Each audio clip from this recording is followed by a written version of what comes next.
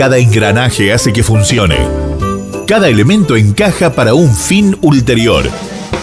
Desde este instante y por 60 minutos, Giorgio Sofós echa luz sobre algunos asuntos oscuros. Esto es Conspiraciones.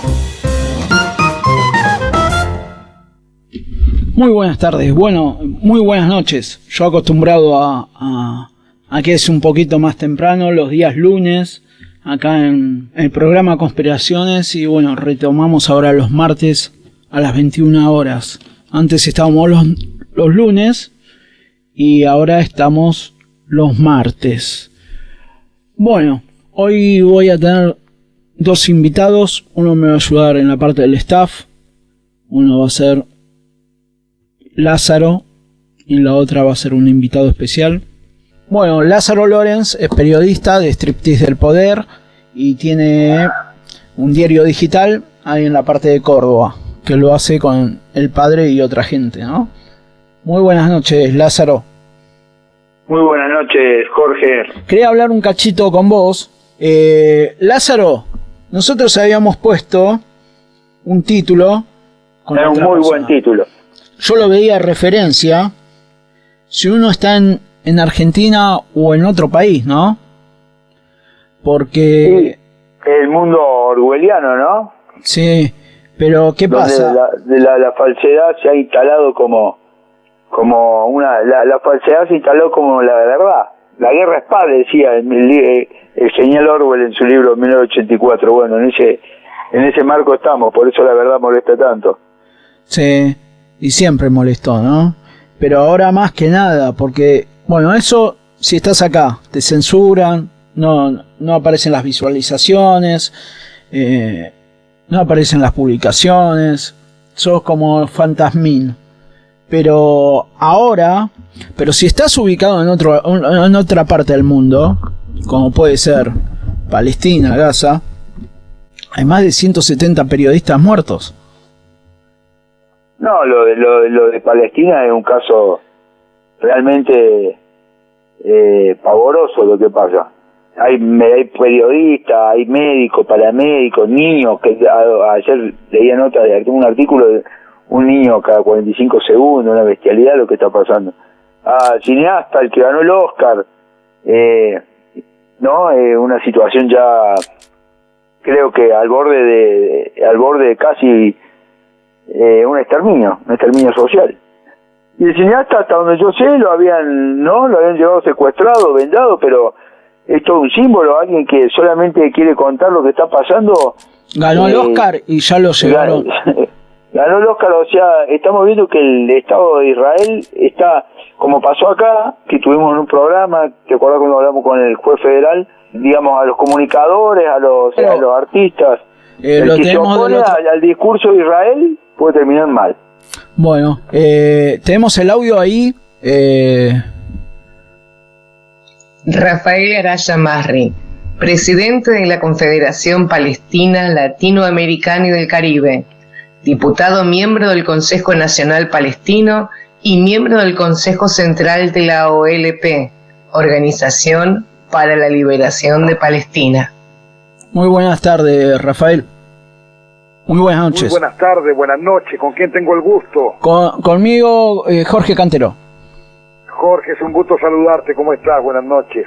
Y del otro lado lo tengo a Lázaro. Lázaro, es un gusto. Buenas noches. Un gusto, el gusto es mío, Rafael. Un placer, gracias por la invitación.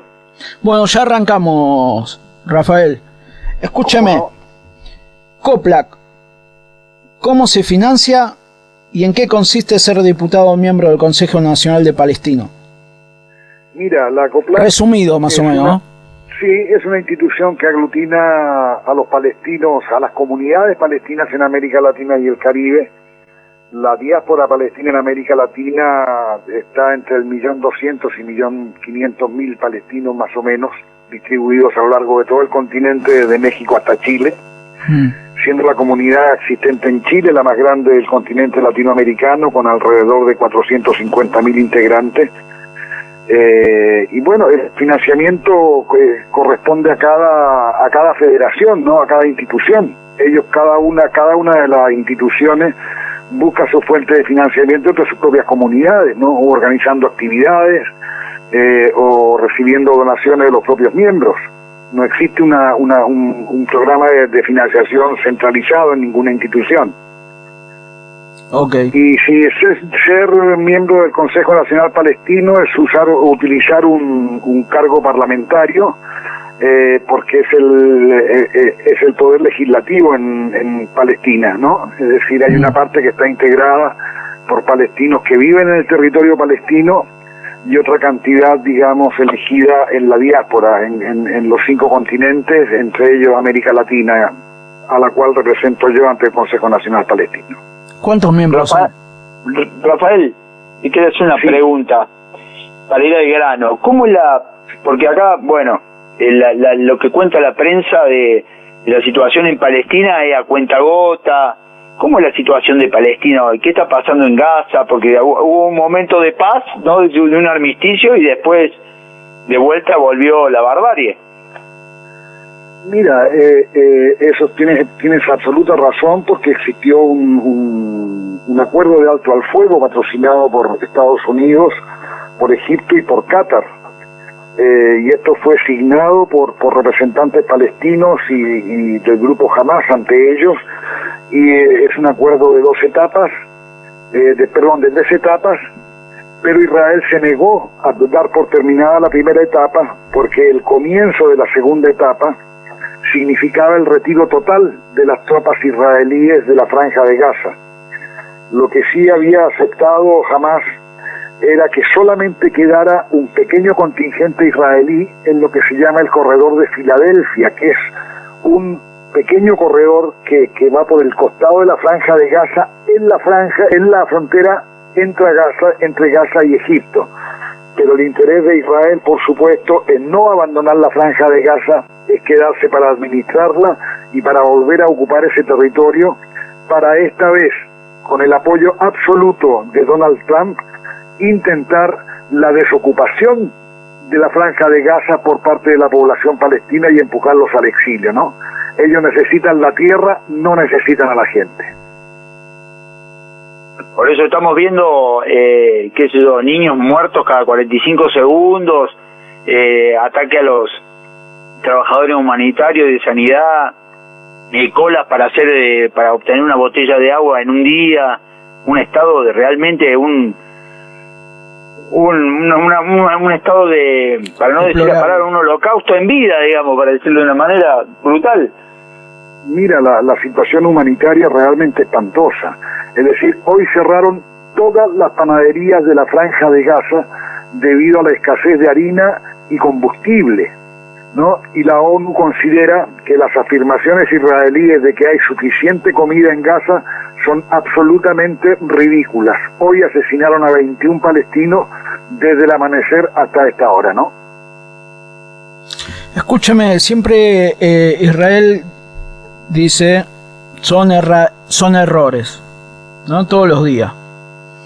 Estos errores estratégicos, bombardeos, lanzamiento de fósforos continuamente a civiles, con la cantidad de tecnología que hay hoy en día, ¿qué me puede decir? ¿Son errores a matanzas de centenares de civiles por día? ¿Qué me puede decir de esos errores? No, son acciones deliberadas, estimado Jorge. Esto tristemente representa la vocación de la política israelí para vaciar el territorio de Palestina de palestinos. No nos olvidemos que una de las premisas esenciales y fundacionales del Estado de Israel, promovidas por el padre fundador Ben Gurión, fue bajo la consigna de necesitamos la mayor cantidad de territorio posible con la menor cantidad de población nativa posible. Entonces, esto se transformó en una política oficial del Estado de Israel. Pero lo que hay de terrible detrás de esto es que jamás existió entre palestinos y judíos un conflicto religioso. Es decir, los palestinos, hasta antes de la fundación del Estado de Israel, eran comunidades que vivían absolutamente en armonía y en paz, con enfrentamientos con la ocupación británica, por supuesto, porque permitieron una inmigración de judíos desde Europa de manera indiscriminada para ocupar Palestina, bajo el plan y un diseño del Congreso Nacional, del Congreso Mundial Sionista, para ocupar por la fuerza la tierra de Palestina y expulsar a sus habitantes. Y es así como en el año 1948, cuando allí vivía 1.100.000 habitantes aproximadamente, fueron expulsados por la fuerza casi 800.000 palestinos, confiscadas sus propiedades, saqueadas sus casas para ser ocupadas por inmigrantes judíos de Europa y usurpado todo el territorio, digamos, para albergar a esa población judía que venía emigrando desde Europa, ¿no? En ese plan, lo nuevo, lo novedoso, es que Trump ya lo hizo explícito, ¿no? Dijo la ribera de Oriente Medio, y que quería, lo dijo explícito, que quería sacar a la gente de ahí y que sea un lugar únicamente de israelitas. Sí, antes no, por lo menos antes ¿no? El poder internacional lo careteaba, o para decirlo de alguna manera callejera, no lo hacía explícito. Ahora ya todo es directo, digamos. Mira, Jorge, lo que pasa es que esto en realidad obedece a un propósito un poco más escondido, que tiene que ver con el proyecto Gaza Marine. El proyecto Gaza Marine son los pozos de petróleo y de gas palestino que se encuentran aproximadamente entre 16 y 20 millas náuticas de la costa de Gaza. Es decir, es parte de la plataforma económica de Palestina. Entonces, al despoblar Gaza o al impedir que embarcaciones palestinas lleguen hasta donde están ubicados esos pozos, que representan, según el Banco Mundial, alrededor de 500.000 millones de dólares en yacimientos de gas y petróleo palestino, Israel obviamente quiere apropiarse de eso con la complicidad de potencias europeas que ven en el gas palestino administrado por Israel y saqueado por Israel la posibilidad cierta de compensar y de reemplazar el gas que Europa dejó de importar desde Rusia. Entonces, tendríamos un problema, un clásico problema, una guerra petrolera en el fondo, energética. Pero por supuesto que sí, también el factor energético juega un rol esencial en esto. Es decir, Israel se ha apropiado de esos yacimientos petrolíferos y gasíferos, ¿no? Y esto, por supuesto, representa para Israel un negocio enorme. Se habían firmado contratos entre el gobierno palestino y empresas británicas y norteamericanas para la exploración, y una vez que esto se constató la presencia de este gas ahí, Israel contrató empresas británicas, British Petroleum, sin ir más lejos, para que se hicieran cargo de la explotación de estos recursos, y estos recursos los comenzó a explotar Israel ahora, y por supuesto con toda la ganancia y todo lo que recaudan por la venta, digamos, queda para ellos sin compartir un solo centavo de lo que le corresponde por derecho al pueblo palestino, ¿no? Es decir, saqueo absoluto de la riqueza. Y otra vez la BP, la British Petroleum en el medio, ¿no? Por como supuesto, históricamente el Medio Oriente. Claro, la British Petroleum, la Total de Francia, la Shell de Holanda, es decir, por eso, y ahí te explicas el silencio, por ejemplo, y la complicidad de grandes potencias europeas como Holanda, la propia Holanda, Alemania, la señora van der Leyen, la secretaria general de la Unión Europea, que ha manifestado su más obsecuente apoyo a las políticas de Netanyahu en Gaza, para salvaguardar precisamente la explotación de esos recursos y que esos recursos vayan a parar a Europa para reemplazar al gas que Europa dejó de comprarle a Rusia, ¿no? Bueno, claro. Netanyahu lo había ayudado también en el otro gobierno a Trump a poner un hotel Trump en una parte que ahora no recuerdo, pero cercanía a Israel. Sí, por supuesto. O sea que en el fondo estaría también, en el fondo estaría todo el conflicto ruso atrás, digamos, ¿Usted está queriendo decir eso?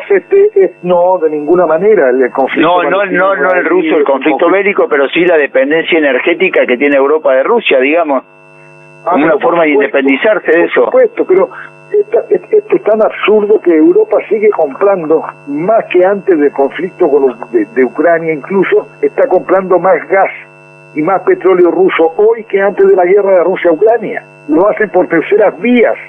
Es decir, gran parte del petróleo que la India se lleva para su país, que lo compra a un precio mucho más barato que el valor de mercado, lo llevan a la India y desde ahí es redistribuido a Europa. Y Europa paga tasas y precios superiores a los que pagaba antes del conflicto ruso-ucraniano, ¿no? Esa hipótesis de conflicto no sería una hipótesis, no se conoce, digamos. Claro.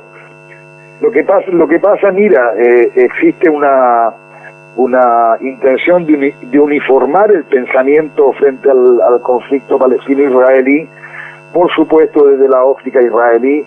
Nosotros no solamente en Argentina, sino en muchas partes del mundo, en varios países del mundo, son varios países, que por ejemplo han adoptado la definición de antisemitismo del Instituto Internacional para la Recordación, la Asociación Internacional para la Recordación del Holocausto, donde dice que cualquier crítica al Estado de Israel es una manifestación de antisemitismo. Es decir, ¿a qué lleva esto? A que la adopción de esta definición permite judicializar la crítica al Estado de Israel, que no tiene nada que ver, digamos, con atacar al judaísmo. Entonces, esos son los factores peligrosos que construye el sionismo, digamos, para salvaguardar y para generarle una coraza de protección al Estado de Israel y poder sancionar, incluso judicialmente, a quien critique las políticas del Estado de Israel. Y esto lo estamos viendo ahora en Estados Unidos, por ejemplo, cuando vemos que líderes de varias universidades que se plegaron a condenar el genocidio, incluidas juventudes judías en Estados Unidos, ¿no? Hoy están siendo judicializados y hay estudiantes extranjeros que participaron de esas manifestaciones, ¿no?, que están con el riesgo hoy de ser deportados de los Estados Unidos, así como en Alemania 4 manifestantes no alemanes que se manifestaron en protesta a favor de Palestina han obtenido hoy, precisamente hoy, decretos de expulsión de Alemania. Es decir, ese es el occidente que pretende enseñarnos valores morales de respeto a la democracia, de respeto a los derechos humanos y de respeto a la institucionalidad de los estados, ¿no? Ese es el respeto que tienen por la ley internacional. Bueno, pero acá también el semitismo también está en Palestina, están en los pueblos árabes, está en todos lados, ¿no? Mira, es que el semitismo no tiene que ver sino exclusivamente con la raíz común semítica que tienen 7 lenguas de la antigüedad en el Medio Oriente, entre ellas el hebreo, el arameo, el árabe, el jebuseo. Es decir, son 7 lenguas, digamos, que se llaman semíticas porque provienen de la familia de Sem, pero eso no tiene nada que ver con la religión, sino es una cuestión lingüística. Aparte de ser religión, Israel, estábamos investigando con Lázaro, es uno de los países que menos que los que están viviendo ahí, es una proporción muy chica que siguen con la religión, ¿no? Y es claro que son es como el 10%, claro, y están dominados y están denominados como el 8º país que menos tienen religión en el mundo.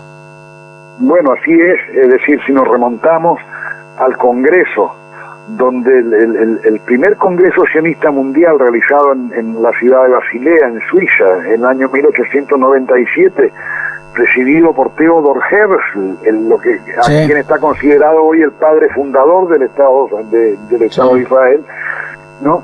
Estaba compuesto por delegados de toda Europa, sobre todo de Europa Oriental, donde los judíos habían padecido pogroms y persecuciones y expulsiones y encarcelamiento, ¿no? la mayor parte eran ateos o agnósticos, no tenían nada que ver con la religión judía, venían de raíces religiosas judías, ¿no? Pero aquí es donde viene la conjunción, ¿no? Porque el sionismo en realidad es un movimiento de carácter nacionalista que, trepado a las espaldas del judaísmo, pretende encontrar la justificación divina, ¿no?, para ocupar una tierra donde hay un pueblo, donde hay una cultura, ¿no?, y usurparla para constituirse en un Estado, pero también como parte de un proyecto colonial de otras potencias, como lo fue Gran Bretaña en esa época, ¿no?, que facilitó la llegada y la instalación de la gran inmigración judía hacia Palestina, lo que les permitió finalmente consagrar un Estado que hoy conocemos como el Estado de Israel, al que la Organización de Naciones Unidas, a través de una resolución, la 181, decidió dividir entre un Estado judío y un Estado árabe palestino, otorgándole la mayor cantidad de territorio al Estado de Israel y la menor cantidad al Estado árabe palestino, que constituía más del 80% de la población. Bueno, en eso se encontraron guerras, con terrorismo, de todo, ¿no?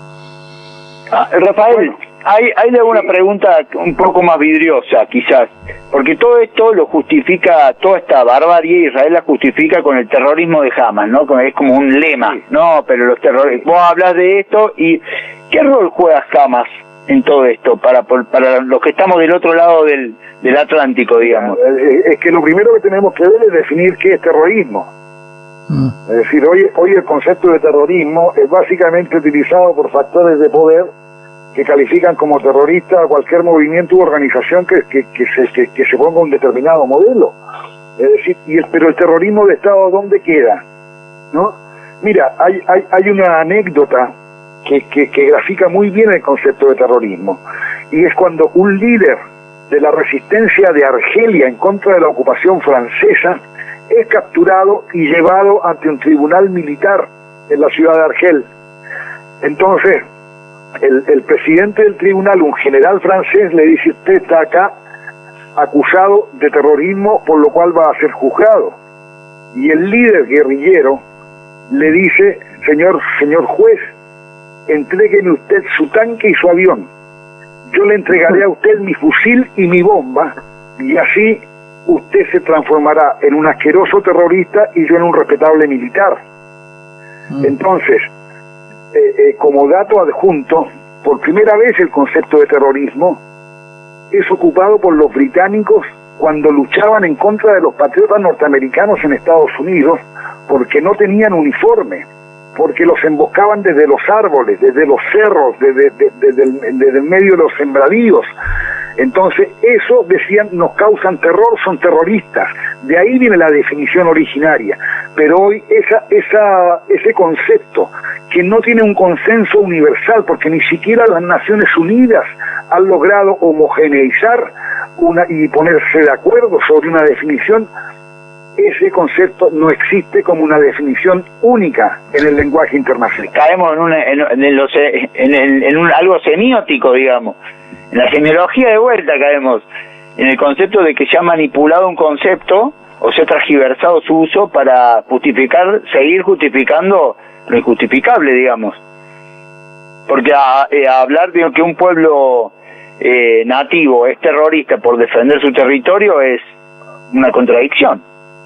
Bueno, pero claro, pero es la definición que el occidente culto, civilizado y respetuoso de los principios y de la Declaración Universal de Derechos Humanos le aplica a todo aquel que osa, digamos, enfrentarse a un establishment que rige los destinos de la humanidad a nivel económico. No hablo de judíos ni de sionistas, hablo en realidad del establishment, de lo que representa Trump, de lo que representan Macron, de lo que representan Boris Johnson en Gran Bretaña, o todos los poderosos de Occidente, ¿no? Ellos fijan las reglas, pero las fijan para otros, no para cumplirlas ellos. Bueno, acá, otra pregunta. Desde décadas se incumplen leyes internacionales y nunca se hacen respetar las leyes.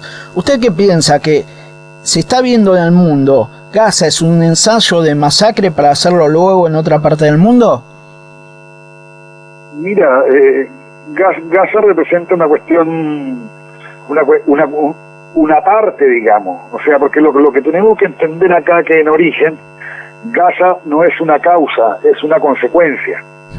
O sea, cuando tú ves que Gaza es un territorio de 362 kilómetros cuadrados con 2,5 millones de habitantes, ¿no? Cercado absolutamente, con unidades militares israelíes, con rejas electrificadas, es decir, donde Israel cuenta las calorías que autoriza a entrar en el territorio de Gaza para la alimentación de su población.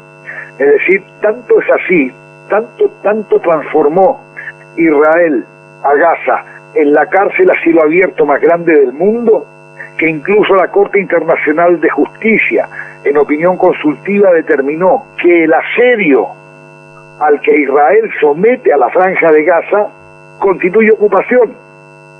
Es decir, porque no les permite la salida a sus habitantes, es decir, el tratamiento, por ejemplo, porque acá no es solo la guerra. En Gaza hay una cantidad grande e importante, como en toda sociedad, de enfermedades crónicas que requieren tratamientos especializados, es decir, una hemodiálisis, la atención de cardiopatías, la colocación de una válvula cardíaca, de un stent, de un bypass, es decir, son muchos los síntomas sanitarios que a veces requieren atención fuera de la Franja de Gaza, ¿no? Y a cuyos pacientes Israel no les permite ir a atenderse en otros hospitales de Palestina, ¿no? Entonces, este asedio, este empeoramiento de las condiciones de vida, no nos olvidemos que la ONU decretó a través de un informe que Gaza a partir del año 2020 era un territorio inapto para la vida humana. ¿Por qué? Porque en las agresiones del año 2008, 2009 y de 2014, de manera masiva, Israel bombardeó con bombas de uranio empobrecido toda la infraestructura de la Franja de Gaza, y de una manera absolutamente perversa destruyó la planta potabilizadora de agua, la planta recicladora de aguas servidas y las plantas eléctricas. Entonces, cuando no tienes acceso a agua potable y el agua de los desechos humanos, detritus, claro, pasás a vivir casi pasa a las napas. Claro. Entonces, literalmente beben caca, perdón por la expresión, agua con coliformes, agua con patógenos, y esto obviamente termina yendo al mar, donde Israel permite que los pescadores palestinos pesquen, hagan su faena a un máximo de 6 millas náuticas de la costa de Gaza, es decir, en aguas que están absolutamente contaminadas, es decir, los peces con plomo, los peces con uranio, lo que hace que Gaza tenga una de las más altas incidencias de cánceres de todos sus tipos en el mundo. Claro, se terminan comiendo su propia caca. Exactamente, pero hay metales pesados, hay uranio en el medio. Es decir, los cánceres de vejiga, cánceres de pulmón, cánceres en la cabeza. Nada, usted sabe, Rafael, que acá nada de esto se conoce, y las pocas voces, en Argentina estoy hablando, ¿no? Y las pocas voces disidentes, incluso han habido voces de periodistas, artistas judíos que se han objetado, cuestionado esta política de Israel, y han sido, como vos decís, perseguidos. Han sido escrachados, hay un juez acá que también puso lo mismo, y un juez federal, y también ha sido perseguido. Acá el que habla algo en contra de esto o dice algo es perseguido. O sea, no solamente estamos hablando de un control del territorio sino del discurso público. Absolutamente, es decir, si tú te sales de la norma de hablar a favor de Israel, donde si tú no puedes decir jamás, tienes que decir grupo terrorista jamás, ¿no? Entonces no puede decir movimiento jamás, sino que el movimiento terrorista jamás.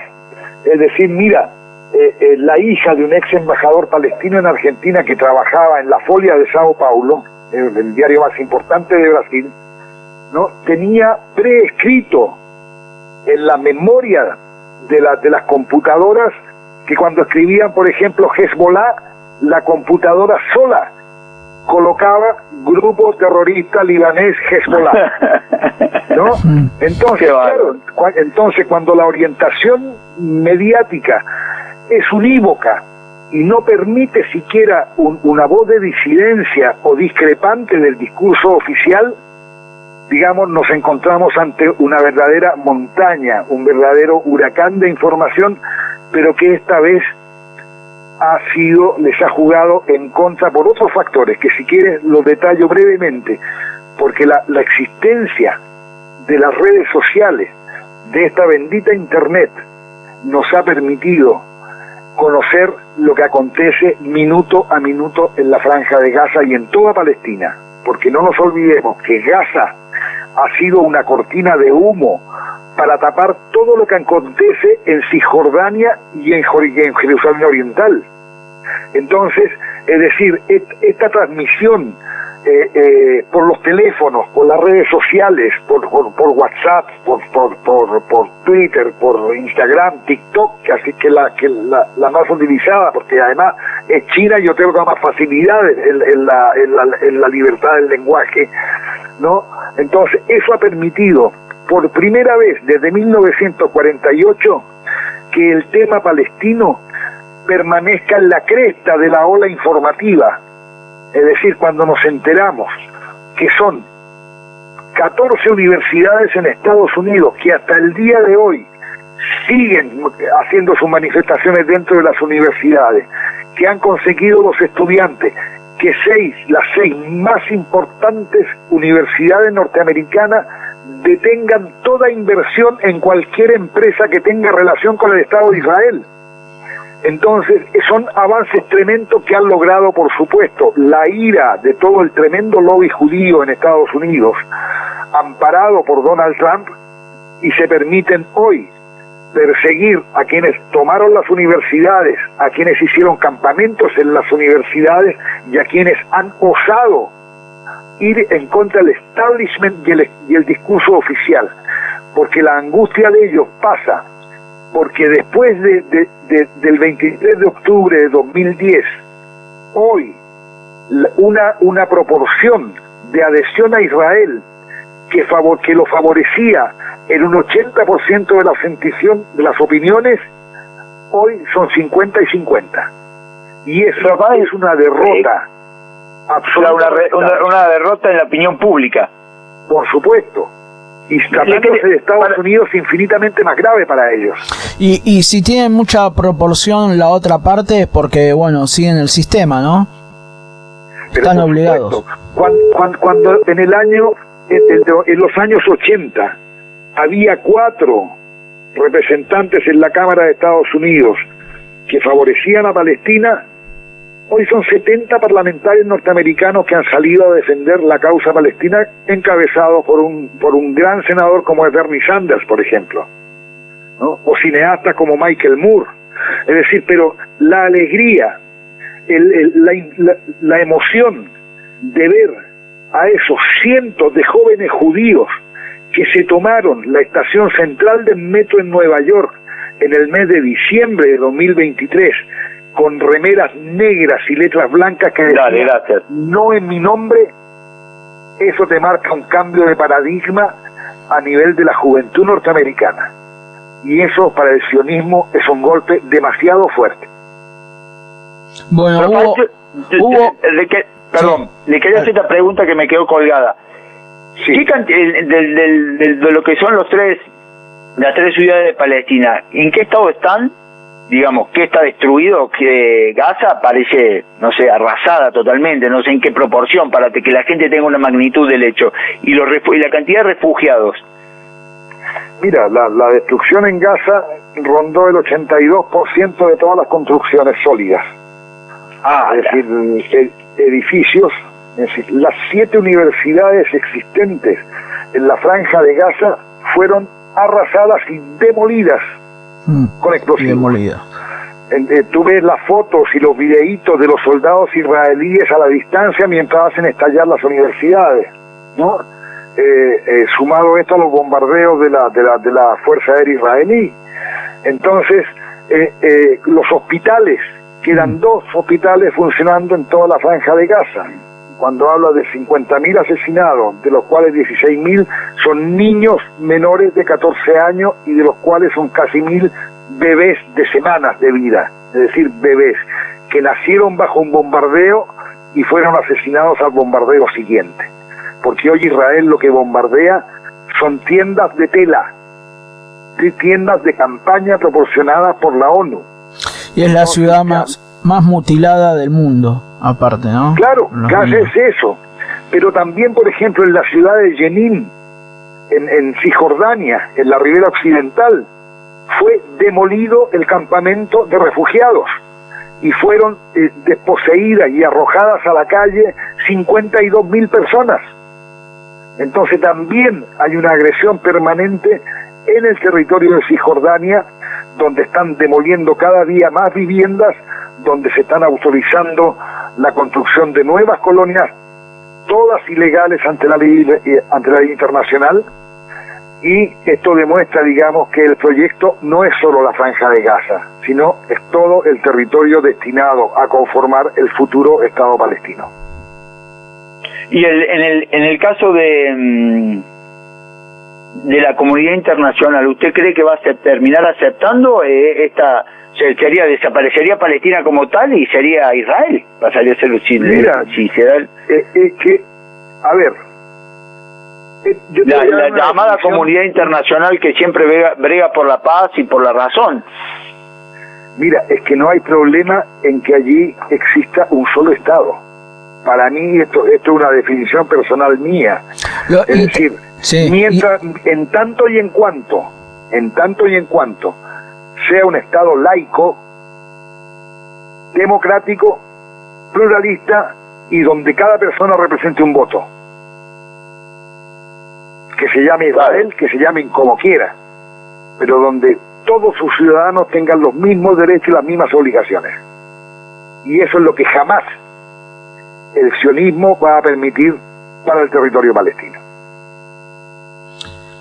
O sea, a usted no le importa el nombre, lo que le importa son los derechos concretos de las personas hoy en lo que sería Palestina, y eso no va a ocurrir nunca. De hecho, eso es una especie lo que usted relata es como una especie de campo de concentración abierto, para decirlo de una o de otra manera, porque si te tengo cercado, no te hago comer tu caca, no te doy agua potable, te bombardeo de arriba, te dinamito las universidades, digamos, que es eso, un campo de concentración abierto, cuando me hago cargo de lo que digo. Es exactamente eso.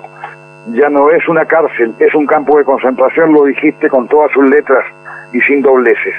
O sea, es por eso mismo que excelente definición, ¿no? Es por eso mismo que sueltan los rehenes para mantenerlos ahí, ¿no? Claro. Mira, sobre eso a mí me gustaría decir una cuestión para mí de principio. Es decir, yo soy de los que piensa que los tipos de uniforme tienen que dispararle a otros tipos de uniforme. Y yo no concibo que existan niños o que hayan existido niños en calidad de rehenes o personas civiles, personas adultos mayores, civiles. Es decir, eso para mí, desde lo ético, no es aceptable, y menos de un movimiento que se plantea ser un movimiento revolucionario. Entonces tampoco es aceptable desde lo moral ni justificable. Te lo digo incluso como palestino. Es decir, yo puedo entender la acción de Hamás, pero jamás podré justificarla en tanto y en cuanto también ha sido violatoria de la ley de la guerra, ¿no? Usted habla del secuestro del octubre del 2023, de los 250, ¿no? Así es. Otra pregunta. Acá perdón, Jorge, acá se decía que incluso que Israel, el Mossad, tenía información de que algo iba a pasar y como que estaban esperando este hecho como para justificar este contragolpe o esta contraofensiva, esta nueva contraofensiva sobre Palestina, sobre el pueblo palestino. ¿Usted qué piensa? Otra vez diste en el clavo, porque 10 días antes de que se produjeran la incursión militar de Hamas en territorio israelí, el jefe, el general Abbas, director de la inteligencia egipcia, llamó personalmente a Benjamín Netanyahu para decirle que se estaba preparando lo que ellos creían que iba a ser una operación a gran escala, porque se estaban reuniendo los militantes de Hamas, estaban entrenando 24 horas por día, estaban haciendo ejercitaciones en el territorio de Gaza, a lo cual Netanyahu respondió que le agradecía mucho, pero que ellos tenían cubiertas todas las posibilidades, incluida una eventual invasión de Hamas al territorio israelí. 5 días antes lo advierte la CIA, y también avisa, y también lo pasan por alto, y 3 días antes lo advierte la inteligencia israelí, y también lo pasan por alto. Entonces, es decir, mi conclusión personal es que a esto lo dejaron venir, porque además el gobierno israelí decreta el licenciamiento de la unidad militar ubicada para custodiar toda la valla limítrofe entre Israel y la Franja de Gaza, y los manda a Cisjordania para celebrar la fiesta de Sukkot, que se recordará en esos días. En contra de lo que le advertían todos los servicios de inteligencia, en contra de esos, baja la guardia, digamos. Sí, pero para responder a eso tenemos que retrotraernos, Jorge, a lo que era la situación política dentro del Estado de Israel. Es decir, si tú te retrotraes a fechas anteriores al 7 de octubre, verás que todos los sábados, desde hacía 3 meses, frente a la casa de Netanyahu, se reunían 100, 120, 150, 200.000 personas exigiendo la renuncia del primer ministro por su intento de limpiar, entre comillas, ¿no?, la justicia israelí y permitir que el poder político de turno designara a jueces y fiscales, ¿no? Entonces había una gran manifestación en contra. Por otra parte, hacía 3 semanas que la Corte Suprema israelí había ordenado la reapertura de los 3 juicios por corrupción contra Benjamín Netanyahu y su esposa, con lo que seguramente iban a terminar en la cárcel según todos los análisis israelíes. Entonces, la única manera de Netanyahu de salvar su pellejo político era huir hacia adelante y generar un conflicto armado que permitiera, entre comillas, la unidad nacional en torno al enemigo externo, una herramienta utilizada por muchos países, ¿no?, y distraer a la opinión pública postergando, digamos, la iniciación de sus juicios, que se reiniciaron hace 1 mes y medio y que según Netanyahu no puede ir a declarar por la situación bélica y está dilatando nuevamente su declaratoria, ¿no? Y son estas las excusas que Netanyahu utilizó para postergar la reanudación del juicio, que hoy está en pleno curso, más allá de que él haya postergado su declaración, ¿no? Escúchame, la última pregunta y nos estamos despidiendo, Rafael. Sí. ¿Qué piensa del pueblo argentino? ¿Que es tan sumiso o tiene fuera de todo pensamiento letal de una guerra mundial de lo que se está planeando? Mira, yo para el pueblo argentino, por la cuestión, y no solo por la cuestión palestina, el pueblo palestino se ha mostrado infinitamente solidario con el pueblo palestino. Es decir, y yo acá disocio lo que ha sido la actitud gubernamental de la actitud popular. Es decir, nosotros hemos reunido 8, 10, 12.000 personas frente al Congreso con los partidos políticos argentinos, básicamente de la izquierda, pero algunos sectores del peronismo, que se han solidarizado con nosotros, los movimientos de derechos humanos, sí, Entonces, es decir, yo para el pueblo argentino solo tengo gratitud. Yo lo que lamento profundamente es este alineamiento incondicional del Estado argentino con las políticas del Estado de Israel. Del gobierno donde claro, okay. del gobierno, obviamente, ¿no? Sí. Todos lo lamentamos, Rafael, todos. Hay mucho, no todos, pero mucho lo lamentamos también. Mira, Jorge, acá la cantidad de compañeros judíos que militan con nosotros, el grupo Judíos por Palestina, que son jóvenes, que están afrontando todas las consecuencias dentro de sus propias comunidades, de segregación, de expulsión, y aún así dan la cara y se juegan por Palestina. ¿Cómo no vamos a sentir gratitud por esos jóvenes argentinos judíos de religión judía, ¿no?, que se solidarizan con un pueblo al que están asesinando? Bueno, perfecto. Entonces el pueblo está con Palestina y eso no va a cambiar. Bueno, muchísimas gracias, esperemos tenerlo nuevamente y muchísimas Jorge, gracias, Lázaro. A disposición. Gracias, bueno. Lázaro, gracias, Jorge. Gracias, Rafael. Les envío un gran abrazo. Gracias, Jorge. Contacto siempre. Gracias a ustedes dos.